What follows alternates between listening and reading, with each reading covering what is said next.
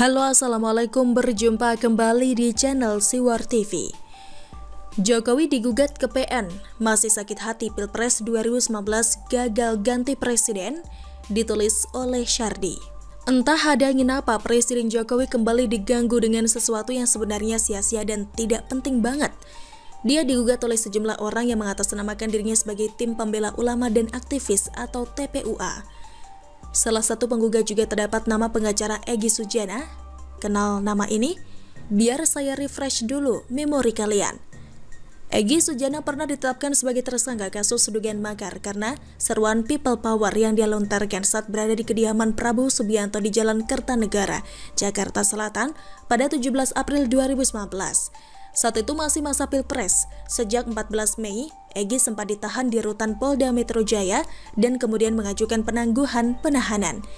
Jadi intinya dia pernah berada di kubu Prabowo dan masuk dalam barisan sakit hati. Dia juga salah satu yang protes atas penangkapan Om Mumun. Jadi sudah clear ya, dia ini orientasi politiknya kemana? Adalah Muhyiddin Jalin yang menggugat Jokowi.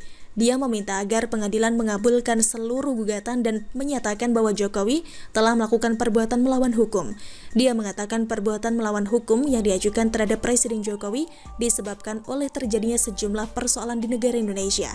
Misalnya penegakan hukum dan perekonomian yang dinilai carut-marut, pembohongan publik hingga regulasi nasional yang dinilainya tidak patut atau tidak layak hingga membuat gaduh. Lucunya ketika dia ditanya secara spesifik apa yang salah, dia tidak menjawab. Hanya ada dua arti, masih sedang menyusun rencana dan cari-cari kesalahan, atau murni gugat asal-asalan karena sakit hatinya kambuh. PT UA yang menjadi kuasa hukum penggugat DPR Republik Indonesia dan Presiden Joko Widodo menunggu panggilan sidang. TPUA juga menggugat DPR Republik Indonesia yang dianggap ikut menyebabkan sejumlah persoalan di bangsa ini. Dari gugatan ini, ujungnya mungkin sudah bisa kalian tebak sendiri. Harapannya Jokowi dinyatakan bersalah, dihukum atau bahkan dilengsarkan. Harapan mereka yang sampai saat ini belum tercapai. Ini benar-benar ide gila, plus stres, plus tidak waras, plus sakit hati yang bercampur jadi satu mirip gado-gado. Gila karena ada yang berharap hakim bisa memutuskan Jokowi harus mengundurkan diri. Hanya MPR yang bisa melengsarkan Jokowi. Stres karena Pilpres 2019 lalu tidak bisa ganti presiden. Jokowi tetap menang dan jagoannya kalah lagi. Tak waras karena Jokowi hingga saat ini tidak melakukan tindakan berat apapun yang membuatnya terancam dilengsarkan. Presiden dan Wakil Presiden dapat diberhentikan dalam masa jabatannya oleh MPR atas usul DPR jika terbukti melakukan pelanggaran hukum berupa pengkhianatan terhadap negara, korupsi, penyuapan, tindak pidana berat lainnya, atau perbuatan tercela. Faktor lainnya adalah apabila terbukti tidak lagi memenuhi syarat sebagai Presiden dan Wakil Presiden, misalnya menderita penyakit berat. Tidak ada undang-undang yang menyebut bahwa Presiden bisa diturunkan jika ada tuntutan dari segerombolan barisan sakit hati yang tidak senang dengan Presiden.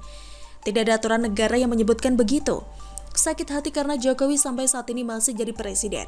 Lihat saja mereka ini katanya tim pembela ulama dan aktivis. Kalian pasti sudah tahu ulama mana yang mereka maksud. Miriplah dengan kelompok penjual agama yang jualan ulama untuk kepentingan pribadi dan politik. Nama tergugatnya jelas, yaitu presiden. Nama-nama aktivis dan ulamanya tak jelas siapa. Ini jelas ada muatan politisi bercampur sakit hati.